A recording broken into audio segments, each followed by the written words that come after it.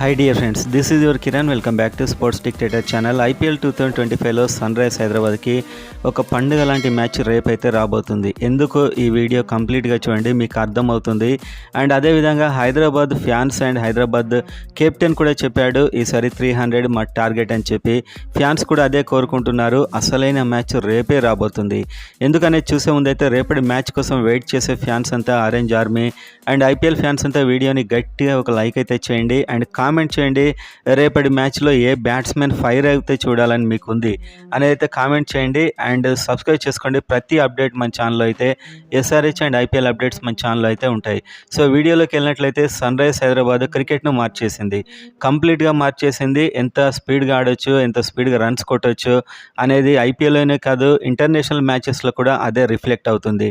మెయిన్గా Travis head ఎప్పుడైతే entry ఇచ్చాడో కోచ్ ఒకటే చెప్పాడు అందరికీ, ఏంటంటే ప్రతి బాల్ హిట్టింగ్ చేయడమే. ఈ మాట ఇక్కడ మనకు తెలిసింది అంటే ఎప్పుడైతే మనకి ఇషాన్ కిషన్ ఇప్పుడు యాక్షన్లో ఎస్ఆర్హెచ్ కొనిందో అతడైతే ఫస్ట్ అభిషేక్ శర్మకు కాల్ చేసి నా నుంచి ఏం ఎక్స్పెక్ట్ చేస్తున్నారు, ప్రతి బాల్ హిట్టింగా లేకుంటే చూసుకొని ఆడమా అని అడిగాడంట. సో అప్పుడు అయితే చెప్పాడు అభిషేక్ శర్మ ప్రతి బాల్ హిట్టింగే, అదే నీ డ్యూటీ అని చెప్పాడు. అంటే ఎస్ఆర్హెచ్లో డకౌట్ అయినా సెంచరీ కొట్టినా హిట్టింగ్ మాత్రం ఆపొద్దు అని చెప్పి క్లియర్ ఇన్స్ట్రక్షన్స్. సో అప్పటి నుంచే ఒక సునామీ స్టార్ట్ అయింది అండ్ దానికి తగినట్టుగానే 287 కొడితే అంతా అబ్బా అనుకున్నారు. అండ్ పోయిన సీజన్ ఏదో కొట్టేశారులే అనుకున్నారు, కానీ ఈ సీజన్ మళ్ళీ స్టార్ట్ చేశారు, మళ్ళీ 286 కొట్టారు. 300 అనే ఒక డ్రీమ్కి కొద్ది దూరంలో ఆగిపోయింది. ఆ కొద్ది దూరం రేపే కూడా కావచ్చు. ఎందుకంటున్నామంటే లక్నో సూపర్ జెయింట్స్ టీంలో ఉన్నటువంటి ఫ్రంట్ లైన్ బౌలర్స్ అందరూ కూడా ఇంజురీ అయ్యారు. పెద్ద పెద్ద బౌలర్లను వేసుకొని వచ్చిన టీమ్సే అత్యంత విధ్వంసమైన ఊచకోతకు గురయ్యాయి. జోఫ్రా ఆర్చర్ లాంటి బౌలర్స్ కూడా ఊచకోతకు గురయ్యారు. సో రేపటి మ్యాచ్లో మాత్రం వాళ్ళ ఫ్రంట్ లైన్ 4 ఫాస్ట్ బౌలర్స్ కూడా ఇంజురీలోనే ఉన్నారు. సో వాళ్ళ పరిస్థితి మనం అర్థం చేసుకోవచ్చు. సన్ రైజ్ హైదరాబాద్ బ్యాట్స్మెన్ని కంట్రోల్ చేయడానికి వాళ్ళిద్దరు ఫాస్ట్ బౌలర్లను కన్సల్ట్ అయ్యారు. ఆ ఫాస్ట్ బౌలర్స్ కూడా చెప్పారు ఈ విధంగా లక్నో సూపర్ జెయింట్స్ రమ్మ అంటే వాళ్ళ టీంలో జాయిన్ కావమని చెప్పిందని చెప్పి. సో అంతటి పరిస్థితుల్లో లక్నో ఉంది. లక్నో ఆల్రెడీ ఢిల్లీ క్యాపిటల్స్తో మ్యాచ్ అయితే ఆడింది.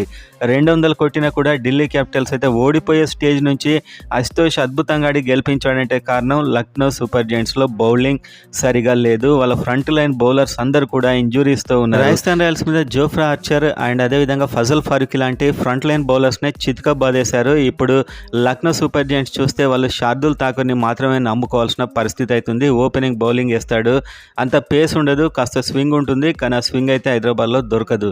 అండ్ వాళ్ళు ఇంకో ఫాస్ట్ బౌలర్ అయితే చూస్తే వారికి ఎవరు కనిపించడం లేదు. ఇందుకోసమే వాళ్ళైతే ఒక ప్రిన్స్ యాదవ్ అనే కొత్త అబ్బాయితోనే ఇస్తున్నారు, కానీ అతన్ని కూడా చితకబాదారు ఢిల్లీ క్యాపిటల్స్. వీళ్ళైతే వెంటనే శివం మావి అండ్ బంగ్లాదేశ్కి సంబంధించిన టస్కిన్ అహ్మద్ ఫాస్ట్ బౌలర్ని కూడా కన్సల్ట్ అయ్యారు. సో వాళ్ళు జాయిన్ అవుతారా లేదా అనేది అయితే చూడాల్సి ఉంది. సో ఎప్పుడైతే లక్నో సూపర్ జెయింట్స్ సంబంధించిన ఆవేష్ ఖాన్ అండ్ మయాంక్ యాదవ్, ఆకాష్ దీప్ వీళ్ళంతా మోసిన్ ఖాన్ 4 కూడా ఇంజరీతో దూరమయ్యారు. మెయిన్గా అయితే ఆవేష్ ఖాన్ అండ్ మయాంక్ యాదవ్, ఆకాష్ దీప్ మిస్ కావడం చాలా పెద్ద దెబ్బ అని చెప్పొచ్చు. వీళ్ళకి సన్ రైజ్ హైదరాబాద్ బ్యాట్స్మెన్ ఉన్న ఫామ్కి Travis Head and Abhishek Sharma ఏ రేంజ్లో హిట్టింగ్ చేస్తున్నారో మనందరికి తెలుసు. సో ఇప్పుడైతే శార్దుల్ ఠాకూర్ అండ్ ప్రిన్స్ యాదవ్ ఈ ఫాస్ట్ బౌలర్ స్టార్ట్ చేస్తారా, లేకుంటే మొన్నటిలా సిద్ధార్థ్ అనే ఒక యంగ్ లెఫ్ట్ ఆర్మ్ స్పిన్నర్తోని స్టార్ట్ చేయిస్తారా అని చూడాలి.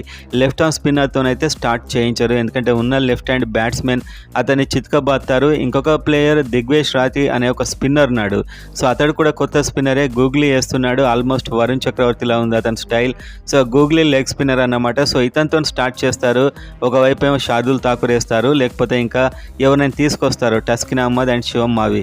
సో ఎస్ఆర్హెచ్ బౌలర్లకైతే ఈ వీళ్ళని చితకబడడం చాలా సింపుల్ అని చెప్పుకోవచ్చు.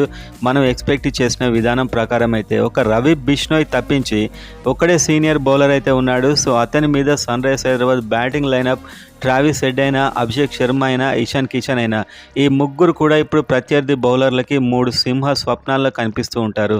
ప్రజెంట్ జరిగే సిచ్యువేషన్ బట్టి చూస్తే అది బ్యాటింగ్ వికెట్ అయితే వీళ్ళ తర్వాత నితీష్ కుమార్ రెడ్డి, అతడు కూడా 200 స్ట్రైక్ రేట్ కొడతాడు. ఇతన్ని అవుట్ చేస్తే క్లాసన్ వస్తాడు, అతడు కూడా 200 కొడతాడు.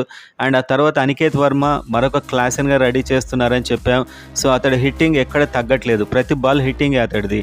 ఆ తర్వాత అభినవ్ మనోహర్, అతడు కూడా హిట్టింగ్ చేయగలడు. ఇంకా ఇంపాక్ట్ ప్లేయర్లో వియాన్ ముల్డర్ని పెడుతున్నారు. సో అవసరమైతే అతన్ని దించుతారు. సో ఇంత భయంకరమైన విధ్వంసకర బ్యాటింగ్ లైనప్ ముందు ఇప్పుడు శార్దుల్ ఠాకూర్ అండ్ సిద్ధార్థ్, దిగ్వేష్ రాతి, రవి బిష్నోయ్, ప్రిన్స్ యాదవ్ అండ్ ఇలాంటి బౌలర్ షాబాద్ అహ్మద్ ఎస్ఆర్హెచ్ నుంచి వెళ్ళినటువంటి ఒక మామూలు స్పిన్నర్ అయితను. సో వీళ్ళ బౌలింగ్ని మాత్రం ఈ బ్యాటింగ్ లైనప్ ఎలాంటి విధ్వంసం చేస్తుంది అనేది చూడడానికి చాలా ఇంట్రెస్ట్గా ఉంది. కానీ క్రికెట్లో ఏదైనా జరగవచ్చు. మెయిన్గా ఎస్ఆర్హెచ్ కోరుకునేది 300 అండ్ ఒక మ్యాచ్ గెలిచారు. ఇంకొక మ్యాచ్ గెలిస్తే పాయింట్స్ టేబుల్లో కూడా చాలా బలంగా అవుతుంది సన్ రైజ్ హైదరాబాద్ పరిస్థితి. అది ప్లే ఆఫ్ వెళ్ళడానికి చాలా అనుకూలంగా ఉంటుంది. అండ్ ఎస్ఆర్హెచ్ అయితే సేమ్ టీంతో వెళ్ళే అవకాశాలు 100% ఉన్నాయి. ఇంపాక్ట్ ప్లేయర్గా మొన్న పెట్టినటువంటి Sachin baby and Zeeshan Ansari and అదేవిధంగా ఆడెన్ జంపా అండ్ అదే విధంగా వియాన్ ముల్డర్. సో వీళ్ళు ఈ ప్లేయర్లతో వెళ్ళే అవకాశాలు అయితే ఉన్నాయి. అండ్ పరిస్థితిని బట్టి అవసరమైతే ఆడెన్ జంపాని లేకపోతే జయదేవ్ ఉనాడ్కట్ని వియాన్ ముల్డర్ని దించుతారు. సో ఇక్కడ హైదరాబాద్లో పనిచేసేది ఏంటంటే ఒక pace variations. So Lucknow super giants టీంలో కూడా బ్యాటింగ్ చూస్తే మీరు చాలా భయంకరమైన బ్యాటింగ్ ఉంది. ఐడెన్ మార్కరో స్టార్ట్ చేస్తున్నాడు అండ్ మిచెల్ మార్ష్ మొన్న అద్భుతమైన ఇన్నింగ్స్ ఆడాడు. 72-36 బాల్స్లోనే. పూరన్ 75-30 బాల్స్లోనే. సో ఇక్కడ నికోలస్ పూరన్ అండ్ మిచెల్ మార్ష్ని మాత్రం ఖచ్చితంగా సన్ రైజ్ హైదరాబాద్ బౌలర్లు చూసుకోకుంటే వాళ్ళ విధ్వంసం అయితే మామూలుగా లేదు. మనం కొట్టాల్సిన 300 వాళ్ళు కూడా కొట్టవచ్చు. ఎందుకంటే అలాంటి బ్యాటింగ్ అయితే మొన్న వాళ్ళు ఆ పిచ్ మీద చేశారు. అండ్ ఐడెన్ మార్కరం అయితే కాస్త నార్మల్ అని చెప్పవచ్చు. రిషబ్ పంత్ అయితే ఫామ్లో లేడు. అదేవిధంగా డేవిడ్ మిల్లర్ నాడు మంచి ప్లేయరే. ఆయుష్ బదన్ ఇంకా అంత నార్మల్ ప్లేయర్స్ ఉన్నారు. So Mitchell Marsh and Nicholas Pooran ఈ ఇద్దరిని కనుక అవుట్ చేస్తే సగం మ్యాచ్ అంతా ఎస్ఆర్హెచ్ చేతిలోకి వచ్చినట్టే. మెయిన్గా నికోలస్ పూరన్ అతడు ఒక రేంజ్లో ఆడుతున్నాడు. ప్రతి బాల్ 6 కొడుతున్నాడు. ఇతనికి లెఫ్ట్ ఆర్మ్ కాకుండా ఇతనికైతే ఫాస్ట్ బౌలింగ్ వేసినా కూడా వృధానే. కాకపోతే ఒక మంచి బౌలర్ ఆడెన్ జంపా ఇతను కరెక్ట్ సెట్ అవుతాడు. ఆడెన్ జంపా గూగ్లీ కూడా వేయగలడు. సో ఇలాంటి బ్యాటింగ్ లైనప్ మనం చూసినట్లయితే పెద్ద బ్యాటింగ్ లైనప్ కూడా లక్నో సూపర్ జెయింట్స్కి ఏం లేదు. అండ్ సన్ రైజ్ హైదరాబాద్ టీంలో హర్షల్ పటేల్ లాంటి క్లేవర్ బౌలర్. నిజం చెప్తున్నా హర్షల్ పటేల్ పోను ఇంకా షైన్ అవుతాడు. అతని పేస్ వేరియేషన్స్ అండ్ అతని బౌలింగ్ అయితే మొన్నటి మ్యాచ్లోనే చాలా బాగుంది. ఎస్ఆర్హెచ్ అంతా కొంచెం 44 రన్స్తో గెలవడానికి కారణం అతడు కూడా అనుకోవచ్చు. అండ్ ఆడెన్ జంపా కూడా. సిమర్జీత్ సింగ్ 2 ఓవర్లు వేశాడు కానీ తర్వాత రన్స్ అయితే ఇచ్చాడు. అండ్ మెయిన్ థింగ్ ఇంకోటి ఏంటంటే మహమ్మద్ షమి అయితే ఖచ్చితంగా రేపటి మ్యాచ్లో తన కంబ్యాక్ ఇవ్వాలి. ఇప్పుడు మహమ్మద్ షమి ఆడకుంటే ప్లే ఆఫ్ వెళ్ళడం అనేది కొద్దిగా కష్టమైన వ్యవహారం. మహమ్మద్ షమి మనకు ఫస్ట్ పవర్ ప్లేలోనే వికెట్ తీసే బౌలర్. సో అతను ఖచ్చితంగా వికెట్లు అయితే తీయాలి. అండ్ అతనితో వేసే బౌలర్ అయితే సిమర్జీత్ సింగ్. మళ్ళీ అతనికే ఇస్తారు. వీళ్ళిద్దరు కలిసి బౌలింగ్ అయితే స్టార్ట్ చేస్తారు. First Mitchell Marsh and Aiden Markram SRH కెప్టెన్గా కూడా చేశాడు. ఇప్పుడు లక్నో సూపర్ జెయింట్స్కి ఆడుతున్నాడు కాబట్టి కాస్త కసి మీద కూడా ఉండే అవకాశం ఉంది. సో ఓవరాల్గా మనం చూస్తే సన్ రైజ్ హైదరాబాద్ టీంకి ఖచ్చితమైన ఇన్స్ట్రక్షన్స్ మనకి ఇప్పుడు ఉన్న Shardul Thakur, Siddharth and Digvesh Rathee and Ravi Bishnoi and ఇలాంటి ప్రిన్స్ యాదవ్, షాబాద్ అహ్మద్.